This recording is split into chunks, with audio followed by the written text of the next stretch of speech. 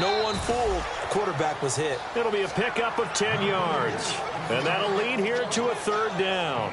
Well, it looks like they caught him off guard on second and very long by running the football. All right, we always talk about tendency breakers and counters and doing things opposite the grain, and that worked very well for him. Picked up really nice yardage. They still have a lot of work to do on third down. He finds Coleman.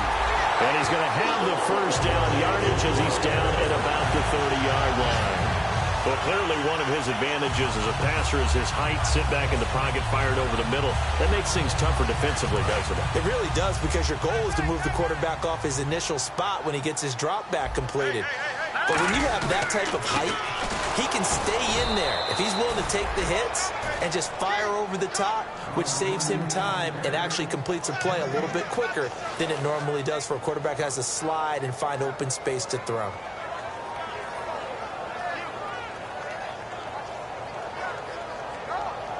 So 2nd and 10 here.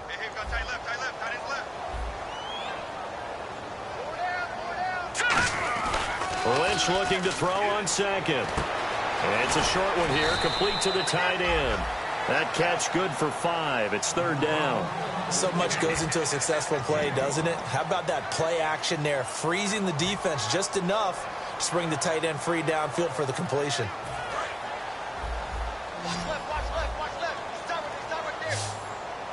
They'll come out in the pistol.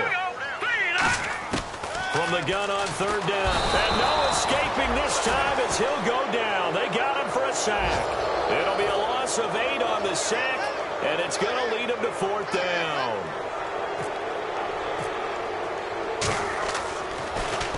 He gets this one away, and boy, it's another boomer.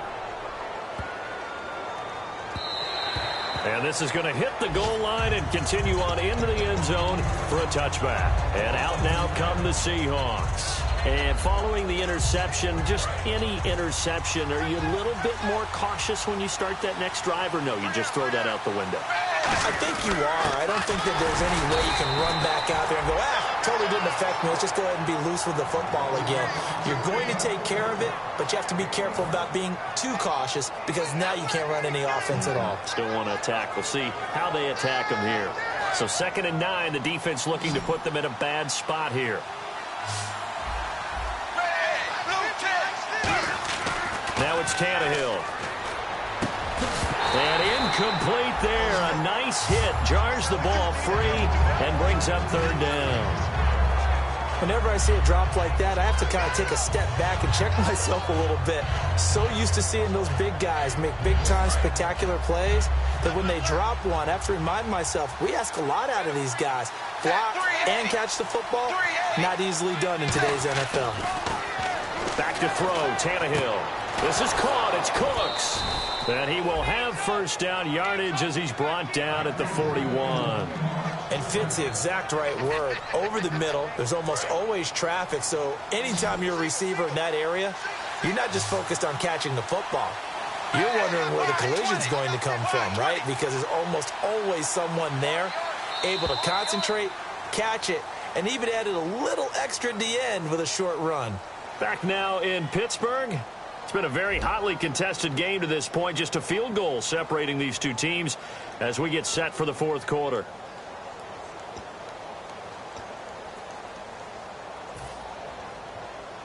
Now the offense lining up 1st and 10.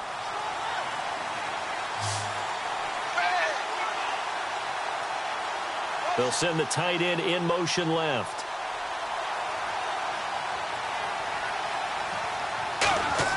On first down, Tannehill. He's going to find his running back. It's complete.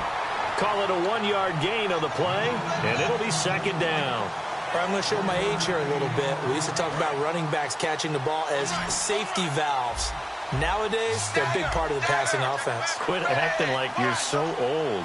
You're only 65. Tannehill throwing again. Jackson's got it over the middle. And he'll be taken down across the 50 at the 45 in enemy territory. They're going to hurry back to the line now. An ex-teammate used to tell me all the time, I hate experienced quarterbacks because no matter what, You really can't hide what you're doing. And I think that right there, he knew right away where the blitz was coming from, where his primary guy was going to be, and he ended up going to a secondary target for a nice game. I was just going to ask you, that wasn't the primary target. He's so good at that, isn't he? I think he knew right away that he wasn't going to get to his primary guy. I think he read that as soon as he got to the line of scrimmage, knew where the pressure was going to come from, and said, I know how to beat that, and that's what he did. And when you're playing a quarterback with some experience and some moxie, you enter the danger zone when you decide to blitz him, because if he's able to diagnose as he did on that play, he can hurt you downfield. He reads defenses so well, doesn't he? He really does, and the best part about that play for him, I don't think that was his primary target. I don't think so either. I think he had the read, figured out where the blitz was coming from, and went to a secondary target for a really nice game. And the 8th play on this drive coming up. Play action. It's Tannehill. He's going to hit his man out of the backfield. Complete. And down inside the 15 he goes. A solid gain of 15 yards, and the sticks move. Brandon, more and more offenses are going to the philosophy of using every inch of the field to try and spread things out. And when you're running back and catch the ball as well, that can only help your offense.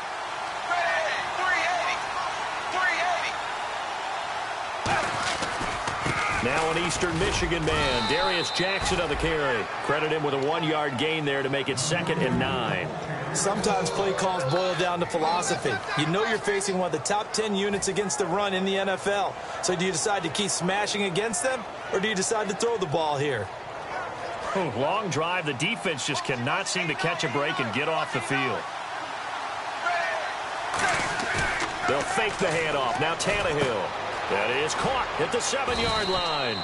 And he'll be brought down here at the 3-yard line. 9 yards on the play there, and it sets him up 1st and goal.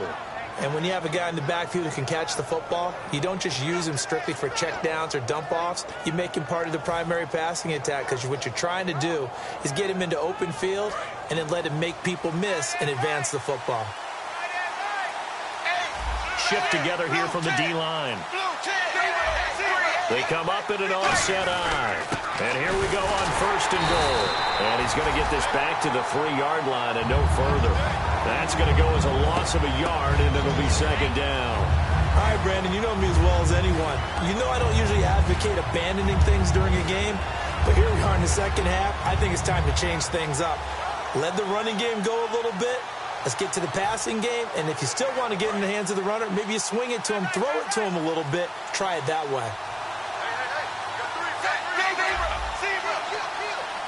And from the 3 now, it's 2nd and goal. Now it's Jackson. No gain on the play there, and they're going to need to come up with something better here on 3rd and goal. His path became similar to almost running a stretch play, didn't it? Trying to find a crease, anywhere to put his foot in the ground and cut back. It just never materialized.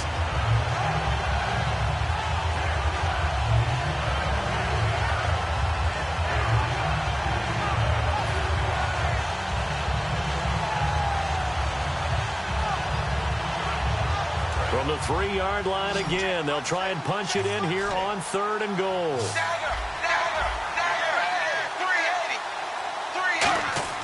Now a play fake, and it's Tannehill.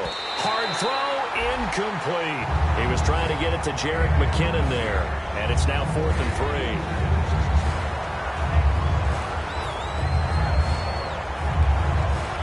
3. So on 4th down, out trots the kicker in a big spot here. From the left hash, should be a fairly easy one here. And his kick is good. And in the 4th quarter, this game is tied. Well, you talk about clutch right down the pipe, and this game's all even here in the 4th. And he didn't leave much doubt there, did he? Good snap, good hold, and that one was dead center. Now the Steelers offense gets ready to get back onto the field, and they'll be looking to avoid what happened last time, which is punting the football. But when you look at how teams play the game, that complementary football comes into play. How do I take care of my defense? How do I take care of my offense?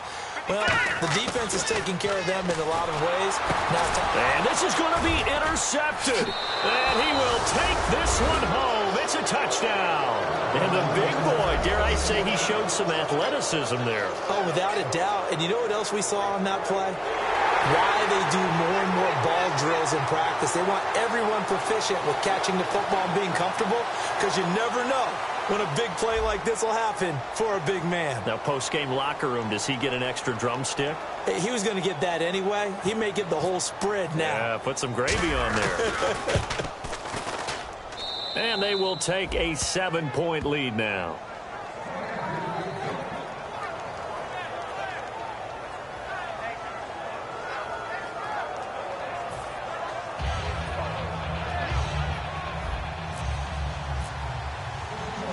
So they throw the pick six. They'll get another shot at it now as this one's in the air.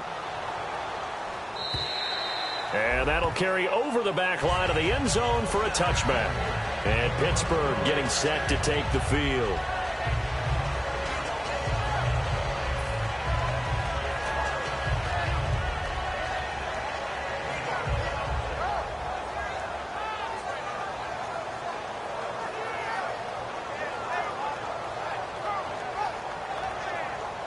And, of course, the quarterback in this situation, he's realizing time is becoming a factor.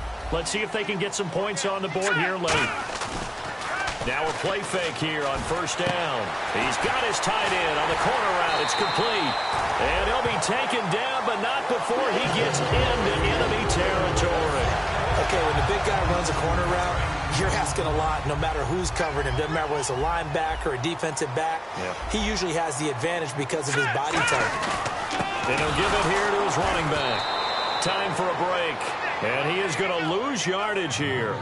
We'll come back, see what transpires after this.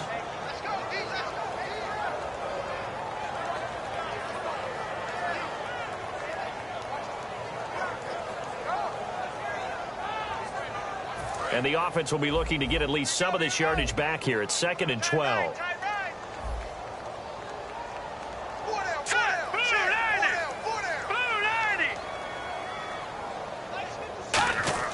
He's back to throw. Oh, the ball comes out on the hit, but they'll say it's incomplete.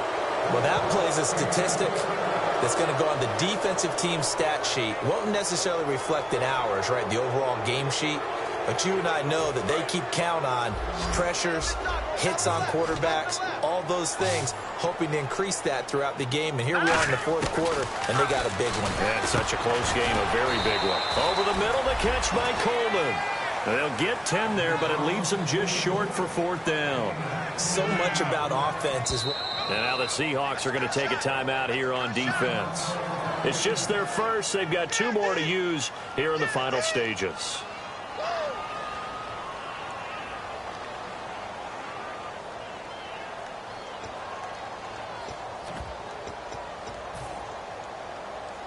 Down 7, and they've got to go for it here on fourth down. All right, now look at 56.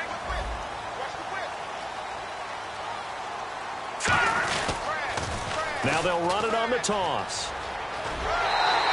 It's a gain of 7, and they're able to pick up the conversion here on fourth down. Well, the hallmarks of their success this year, they've been fearless on fourth down, and they convert another one right here to move the chains.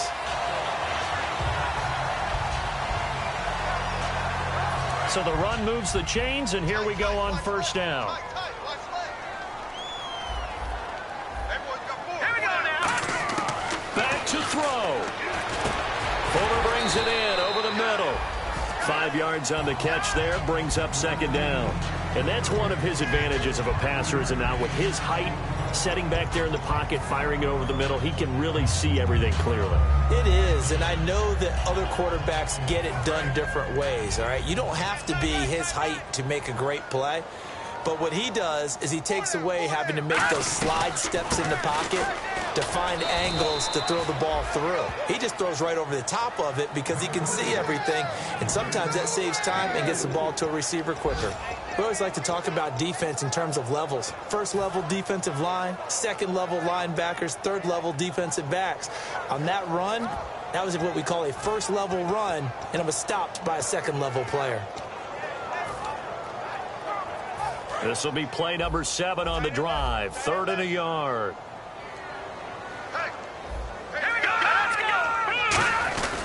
They'll give it to him right up the gut. And he gets this down to the 18, good enough for a first down. It'll go as a gain of 6 that time, and it moves the chains as well. Everyone understood their role on that play. 3rd and 1, you know the defensive guys, they're trying to get down and get low and get leverage on the offensive lineman, but they didn't allow that to happen. They created a crease and allowed him to get through for a first down. Here we go now. Back to throw. Finding his safety valve here. That's complete. And he's in. Touchdown, Steelers. A great effort there in the final minute. And the Steelers are an extra point away from tying this thing up. And now a critical extra point attempt here. And oh, he missed it. No good. And they'll remain down by a point.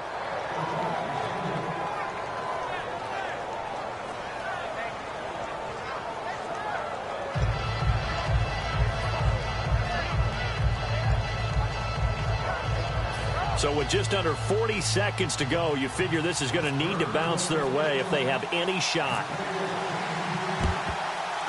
And this is going to be recovered by the hands team. And that should just about put a capper on this one. Well, 4th quarter, they felt like they needed the football back. Unfortunately, they couldn't get it. And I know we brought analytics into the game, and someone has said here that the data says that when a team's expecting an onside kick, 80% of the time, the team expecting it, they do actually recover the ball, which is what we saw here. I just wonder if that number is much more of a anecdotal type of a number. Kind of like when the coaches tell us, well, when you score on special teams, 93% of the time you win the game. I'm still waiting to see that number is empirical. And a short game.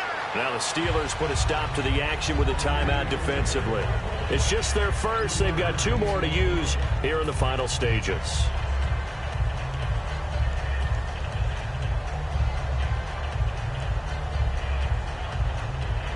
And after the play on the ground, that brings up 2nd down here.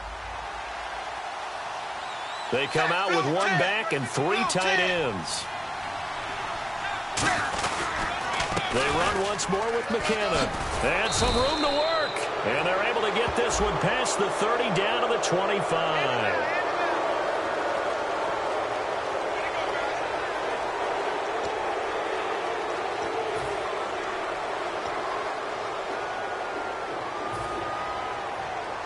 Second down and a little ways to go here. 2nd and 13.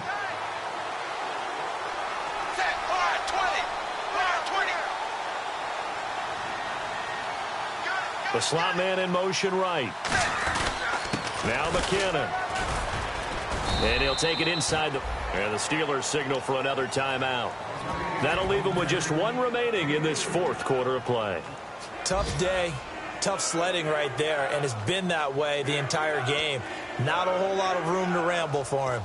Yeah, you're right. It's been that way all afternoon. Didn't get a whole lot better there. They'll need to get it to the 30 for a first. This is 3rd down. They'll run it now out of the gun. A gain of 11 and a first down. I love when a play results in a game that I can actually kind of fall back on one of my favorite adages, and that is anytime there's a run over 10 yards, it means that the offensive line did its job, but you know who else did? The wide receivers. Because the first 7 yards kind of belong to the offensive line and the running back. Anything after that means the wide receivers did a great job of blocking downfield, being willing to mix it up, and give them some more space to gain additional yardage. Victory all but assured now as they take a knee here, and they're going to escape with a 1-point victory.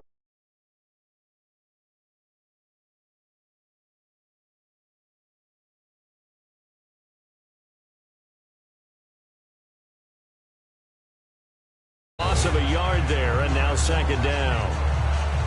A road win in the National Football League. Charles, you never take that for granted no matter who you're playing, no matter where you're playing. You take it and you run with it. And you know you primed the pump all week in your own home facility. No one thinks we can do this. Only people who believe are right here in this room. And then you go on the road, band together, and get it done.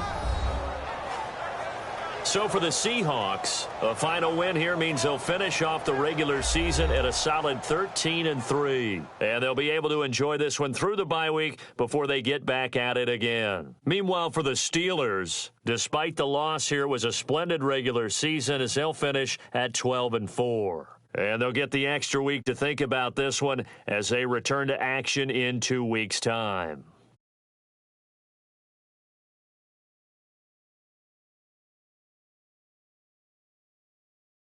So that'll do it for us. For my partner, Charles Davis, and all the hard-working men and women on our crew, I'm Brandon Gaudin. You've been watching the NFL right here on EA Sports.